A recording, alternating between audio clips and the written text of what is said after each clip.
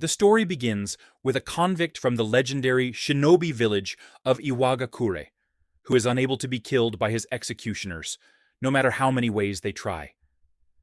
The woman Sagiri, keeping his record, seems confused as to why a hollow man with no reason to live would resist capture and execution so strongly.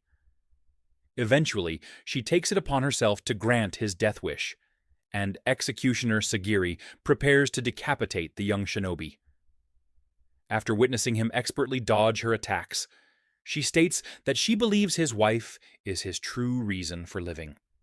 Despite him previously stating the opposite on the record, Sagiri thinks back on his memories with her. The reason he was captured was because his father-in-law, the chief of Iwagakure, would not allow him to leave the village with his daughter in search of a peaceful life. Sagiri then gives him a chance to live that life when she unveils an official pardon from the shogun for all his crimes.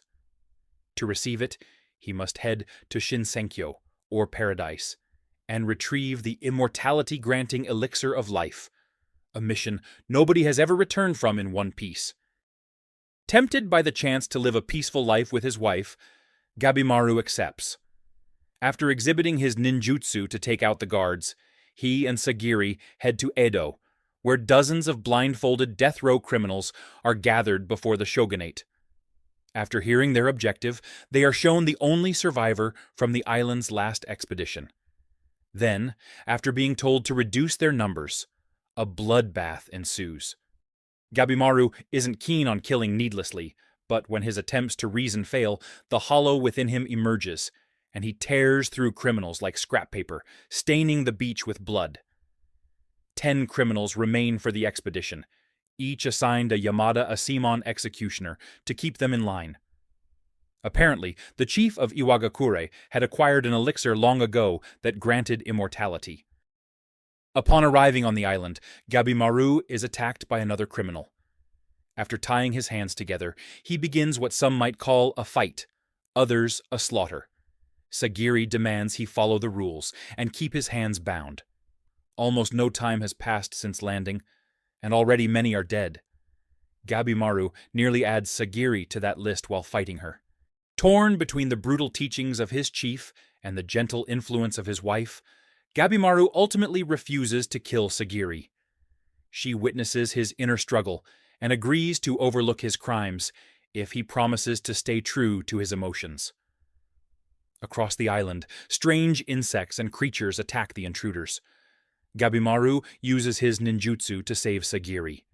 Yuzuriha, a kunoichi criminal, joins them, having already killed her assigned partner. Meanwhile, Sagiri collapses from poison. When she wakes, the group eats together and shares what they've learned. The island is filled with Buddhist and Taoist imagery, familiar plant life, and monsters that strangely lack reproductive organs. Later, Genji advises Sagiri to return home, claiming her limitations as a woman prevent her from fulfilling her role. Elsewhere, Tensen believes Nurugai deserves a second chance and attempts to return her to the shogunate ship, only to find it destroyed. Attacked by sea creatures, Nurugai is ready to die to atone for her past, but Tensen convinces her to fight, and they survive together. That night, Gabimaru quietly checks on Sagiri's health and reassures her of her strength. The next morning, renewed with confidence, Sagiri declares she will live by her own choices.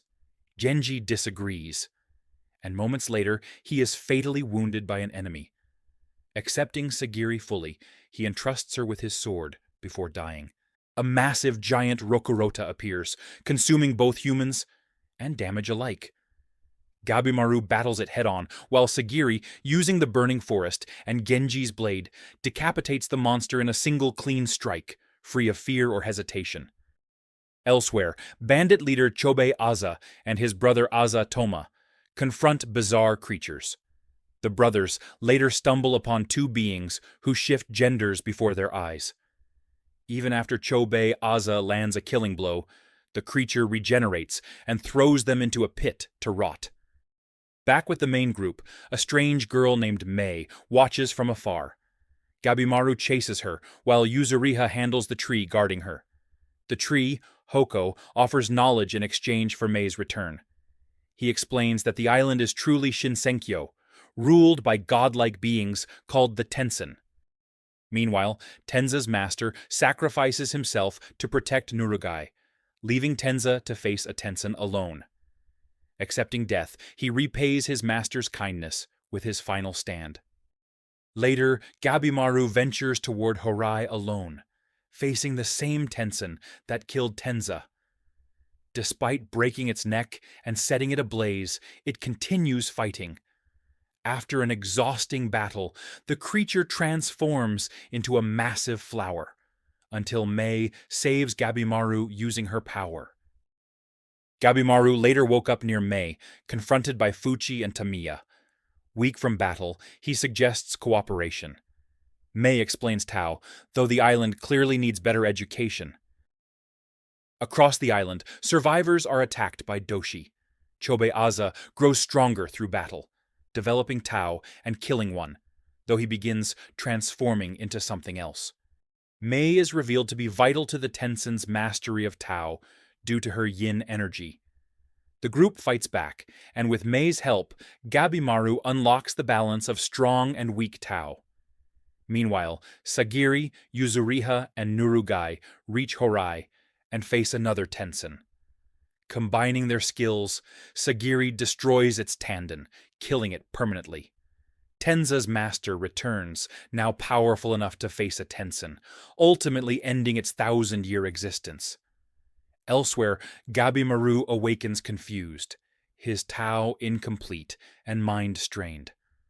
3 days into the expedition, a new Yamada Asaemon, Shugin, is dispatched to monitor the survivors.